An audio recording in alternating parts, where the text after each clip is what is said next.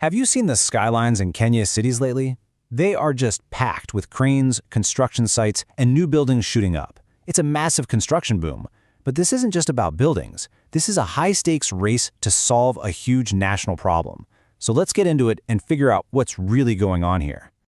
Okay, so this number right here, this is what this whole story is about. 200,000. That's how many homes Kenya comes up short on every single year. And it's not a one-time thing. This is a gap that just keeps getting bigger and bigger year after year. It's a massive, ongoing challenge. Right, so that begs the question, doesn't it? This housing gap has been around for years. So why now? What's the spark? What suddenly kicked off this intense race among private companies to just build, build, build? That's the mystery we're going to solve in this explainer. All right, so before we can really get into the race, we've got to understand the racetrack itself. Let's start by getting a handle on the sheer scale of what Kenya is trying to do here. And this really lays it all out crystal clear. The official goal, what they're aiming for, is about 260,000 new homes a year. But what's actually being built? Around 50,000. That is a staggering shortfall.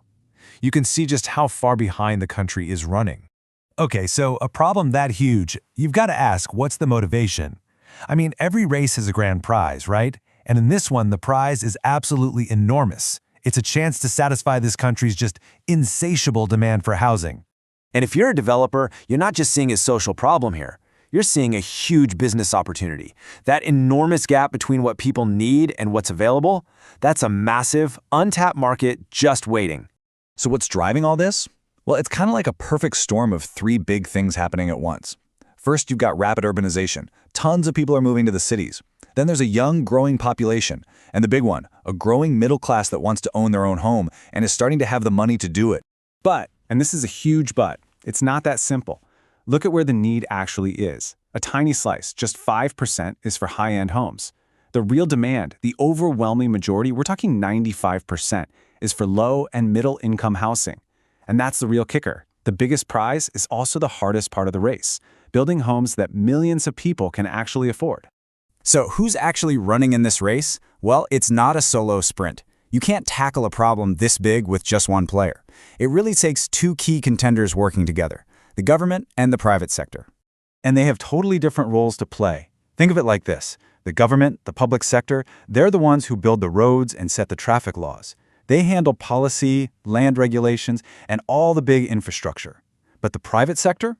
They're the ones actually driving the cars. They're finding the money, managing the construction crews, and selling the finished product. Okay, so we've got our drivers. But this isn't some simple sprint on a flat track. No way. For these private developers, the course is more like an obstacle course, full of things that can speed them up, let's call them boosts, and hurdles that can stop them dead in their tracks. So let's talk about the boosts. There are some real tailwinds pushing developers forward. You've got the government offering some pretty sweet incentives, like tax breaks, to get them to build affordable stuff. It's getting easier to get the financing for these huge projects, and of course, with so much demand, the potential to make a good profit is a massive motivator. But then you hit the hurdles, and they're big ones. Construction costs, through the roof. They can just eat up your profits. And yeah, getting financing is improving, but trying to secure those multi-million-dollar loans, it can still be a nightmare. But the biggest hurdle of all, it's that challenge of building a quality home that an everyday person can actually afford. And really, this quote just sums it all up. This is the core problem, the tightrope that every single developer has to walk. How do you build for the majority, for the people who really need it, and still turn a profit so you can stay in business? Whoever solves that puzzle, well, they're going to win this race. Okay, so we've talked about the boosts and hurdles for the developers themselves, but there are even bigger things happening. These rule changers that are basically redesigning the entire racetrack for everybody.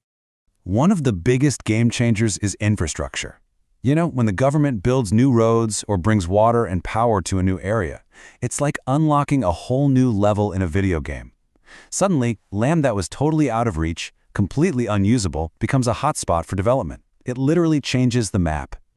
And it's not just physical infrastructure. Smart policy can create this amazing ripple effect. So check this out. Step 1. The government offers tax incentives. Okay, that makes it cheaper for a developer. So step 2, because their costs are lower, it's way easier for them to get a bank to give them the funding they need. And the final result? Step 3, more affordable homes actually get built and hit the market. See, it's a chain reaction. All right, so we've looked at the scale of the challenge, the prize, the players, the obstacles, the whole shebang. Let's pull all these pieces together and head for the finish line. What does this all mean? But first, there's one last crucial idea we need to get our heads around: the affordability gap. Because here's the thing, winning this race isn't just about cranking out a certain number of houses. The real win, the true finish line, is closing this gap. It's about making sure the price of a home actually matches what an average family can afford to pay. So this brings us all the way back to the big question we started with. Why is this all happening right now? Well, it's because all these different forces have finally come together. You've got this massive, undeniable demand, you've got a private sector that's fired up and ready to go, and you've got the government finally making moves with policy and infrastructure to clear the way. It's the combination of all three that basically fired the starting gun on this whole race. So yeah, the Great Kenyan Housing Race is on. There's no doubt about it. But the biggest question, the one that really matters in the end, still hangs in the air. We know they're in a race to build houses, but is it a race to build homes that everyone can actually afford? How that question gets answered? Well, that's what will decide the real winner.